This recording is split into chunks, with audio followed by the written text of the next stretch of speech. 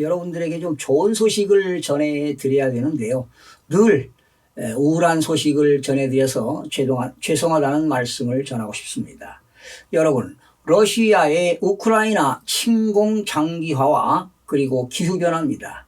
그리고 팬데믹 사태로 전 세계 곡물 육류 가격이 역대 최고치로 치솟는 등 식료품 값이 급등하면서 수십 개국 국가가 식량 위기에 직면했다는 국제기구 경고가 나왔습니다. UN 식량 계획이죠.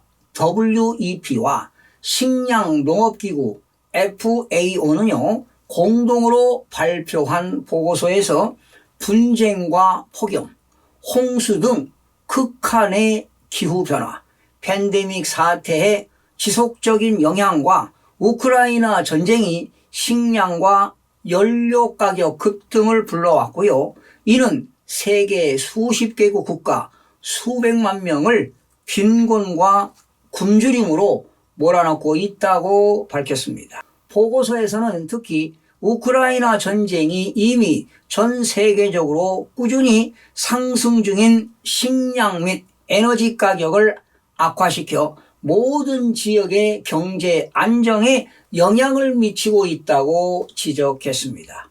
우크라이나 전쟁에 따른 식량 가격 급등은 반복적인 가뭄과 홍수 등의 기후 충격과 맞물 경우 더욱 심각한 악영향을 줄 것으로 보고 있습니다. 글로벌 곡물 가격 지수는 173.4, 육류 가격 지수는 122.0으로 통계를 작성한 1990년 1월 이후 최고치를 찍었습니다. 데이비드 비즐리 세계 식량계획 WFP 사무총장은 글로벌 식량 위기는 가장 가난한 사람들은 물론 그럭저럭 살아가던 수백만 가구마저 위협하고 있다면서 현재 48개국이 정치 불안 및 폭동 시위 등을 겪었던 2011년 아랍의 봄이나 2007년과 2008년 식량 가격 위기 때보다 상황이 더 심각하다고 진단했습니다. 인도네시아, 파키스탄, 페루,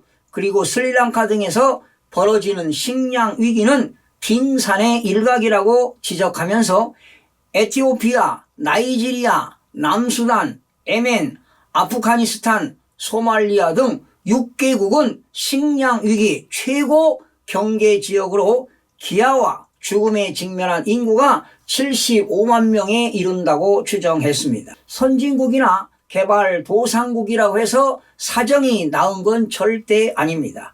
38개국 경제협력개발기구 OECD 회원국의 지난 4월 식료품 물가 상승률은 11.5%로 1981년 4월 11.5% 이후 41년 2개월 만에 최고치를 기록했습니다.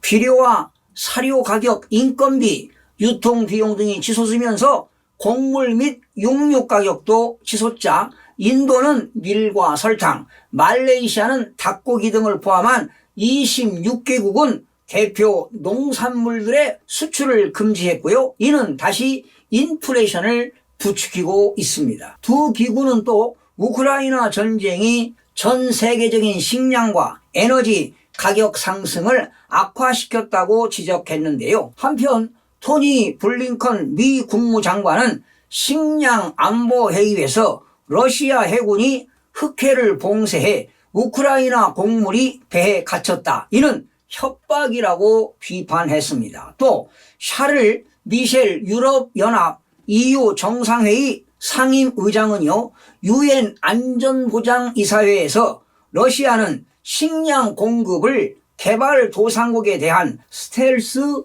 미사일로 사용하고 있다. 식량 위기의 전적인 책임은 러시아에 있다면서 비판했다고 로이터 통신이 전했습니다. 심지어 선진국으로 꼽히는 캐나다에서 치솟는 물가로 국민 4명 중 1명꼴로 음식을 적정량 섭취하지 못하고 있다는 조사가 나왔습니다. 캐나다 자선단체지요. 푸드뱅크 캐나다가 메인스트리트 리서치와 함께 조사한 결과 응답자의 23%는 2020년 3월부터 올해 3월 식비를 감당하지 못해 적정량 음식을 먹지 못한다고 밝혔습니다. 이게 바로 팬데믹 사태로 인한 후유증 아니겠습니까?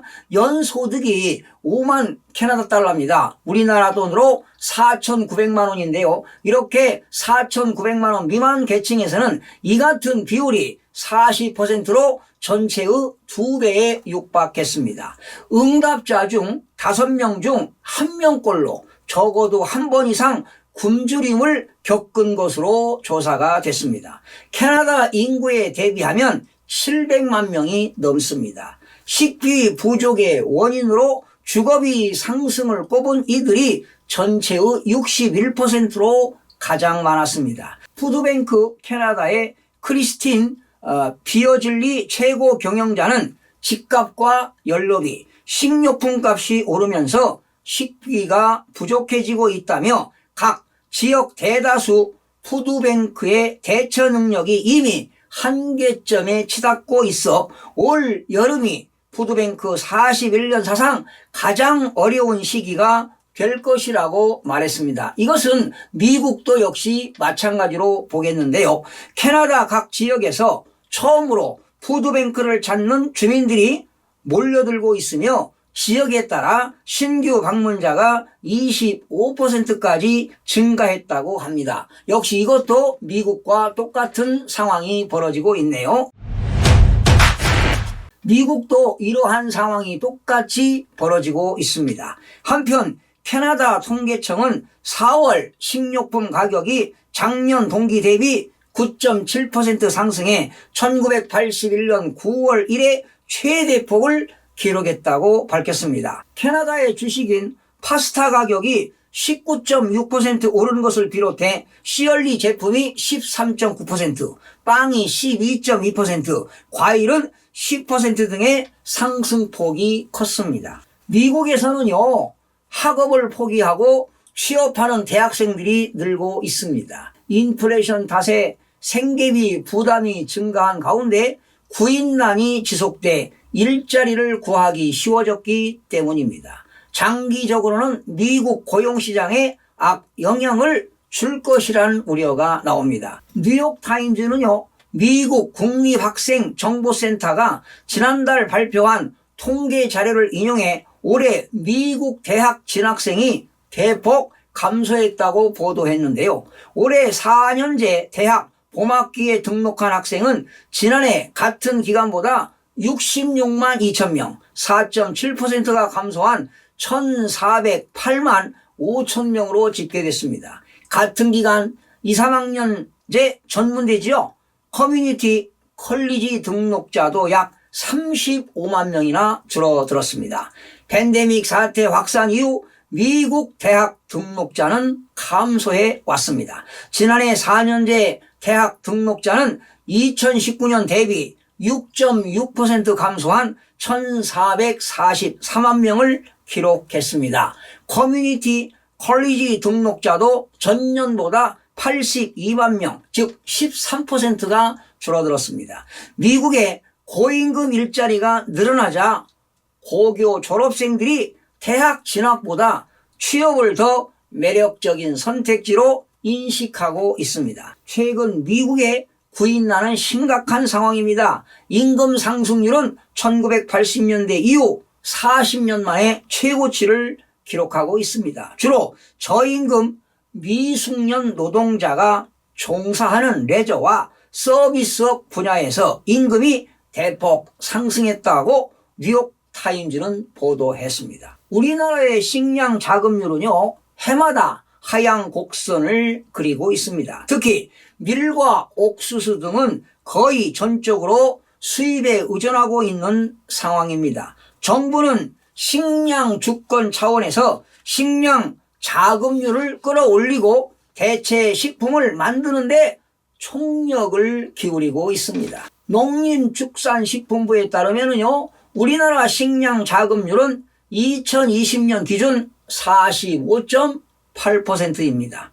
1993년 61.3%까지 60% 이상을 기록하던 식량 자급률은 1994년 52.4% 처음으로 50%로 떨어진 이후 최근에는 40% 중반까지 하락했습니다. 식량 자급률 중 곡물 자급률은 더욱더 낮습니다. 2020년 사료용을 포함한 곡물 자급률은 20.2%에 그쳤습니다. 품목별로 살펴보게 되면 쌀은 92.8%, 보리쌀은 38.2%, 밀은 0.8%, 옥수수 3.6%, 콩은 30.4%고요. 설입니다. 감자와 고구마 등은 105.6% 등입니다. 식량 자급률이 갈수록 떨어지는 상황에서 윤석열 대통령은 취임 후 110대 국정과제를 통해 식량 주권 확보를 약속했습니다. 정부는 밀과 콩 전문 생산단지 및 전용 비축시설 확보, 민간 기업의 해외 곡물 공급망 확보 등을 통해 밀과 콩의 자급률을 2027년까지 밀은 7%, 콩은 37.9%로 끌어올린다는 계획입니다. 정부는 국민이 연간 200만 톤 이상 소비하는 밀가루를 쌀가루로 대체한다면 수입 의존도 문제와 함께 쌀 수급 문제를 해결할 수 있는 것으로 보고 있습니다. 여러분, 무엇보다 식량 주권 확보를 위해 범부처가 함께 다루는 국가 어젠다로 격상시켜야 할 것입니다. 이러한 위기 상황 때 국가의 협상력을 높이고 안전장치를 마련하려면 농업을 담당하는 한 부처의 힘만으로는 절대 부족합니다. 관계부처가 융합행정을 통해 우리의 식량 확보 증진에 매진해야 할 것입니다. 시청해 주신 여러분 고맙습니다. 유익한 정보로 다음 시간에 찾아뵙겠습니다. 마음이 드셨다면 구독, 좋아요 꼭 부탁드리겠습니다. 고맙습니다.